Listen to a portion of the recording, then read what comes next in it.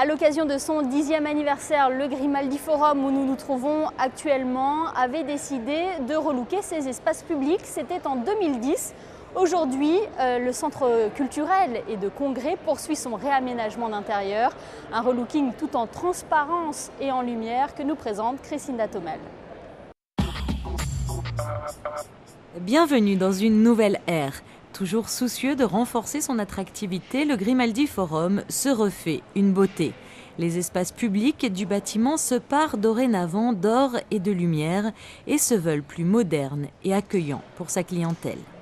C'est un relooking qui consiste essentiellement à redécorer les espaces publics qui, il est vrai, sur la fin du chantier, avaient peut-être été ceux qui ont été le moins aboutis.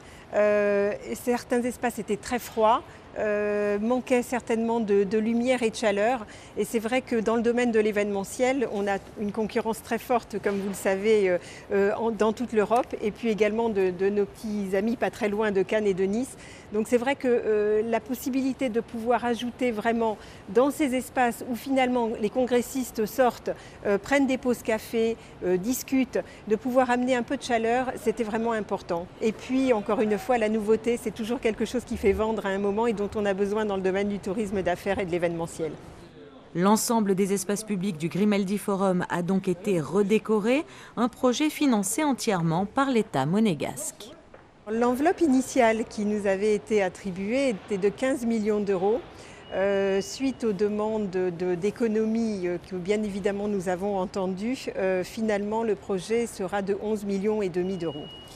Accentuer la modernité, la luminosité et la praticité tout en privilégiant le confort et la convivialité, un souhait émis dès le départ et qui n'a pas échappé aux promoteurs en charge du projet. Des espaces repensés et redécorés par un groupement d'architectes composé du monégasque Christian Curo et de la tchèque basée à Londres, Eva Jirikna. Son projet est intéressant puisqu'il privilégie la convivialité, la transparence et également la lumière. Et dans ce bâtiment, c'est très important puisque, bien évidemment, là, nous sommes sous la Grande Verrière, mais comme vous le savez, le bâtiment est à 2/3 enfoui. Et c'est vrai que dans les espaces en dessous du niveau de la mer, c'était important vraiment de retrouver une belle lumière. Les espaces qui ont été redécorés sont déjà au rez-de-chaussée, toute la partie verrière avec l'habillage des murs. L'espace Diaghilev où on a refait tous les garde-corps aussi, les habillages de poteaux, l'éclairage sur les plafonds et les salles de commission, là où on est actuellement, où on a refait les plafonds du point de vue éclairage, l'habillage des poteaux et les murs en onyx rétroéclairés. Le verre, l'inox et l'onyx sont les matériaux privilégiés pour ce projet de redécoration.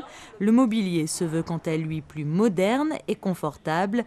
Prochaine étape de la transformation, l'accès au balcon de la salle des Princes.